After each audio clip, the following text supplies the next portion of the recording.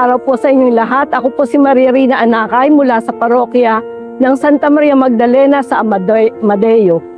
Ako po ay bata pa ay deboto na ng mahal na ina ng lagi sa Klolo. At simula po noon, kahit anong pagdaanang sa buhay ay patuloy ko siya kasama at sa kanya lamang ako lumalapit dahil wala na akong ina.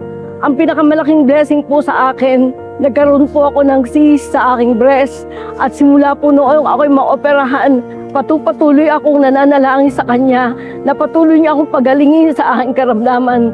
Simula po noong 1994 hanggang ngayon po, awa ng Diyos, ay magaling na ako at yung breast ko po ay hindi na umulit kahit kailan.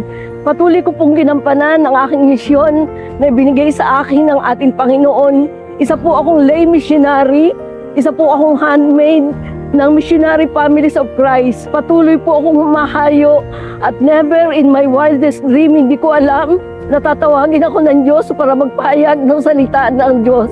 Kaya maraming salamat po sa ating Panginoong Kristo at sa ating mahal na ina dahil sa kanyang patnubay at gabay, kahit anong pagsubok, alam kong mapagtatagumpayan. Maraming salamat po sa mahal na ina na lagi sa Klolo. Maraming salamat at patuloy niyo po akong gabayan. Pangako ko po, the remaining days of my life will all be for you and for God. Maraming salamat po.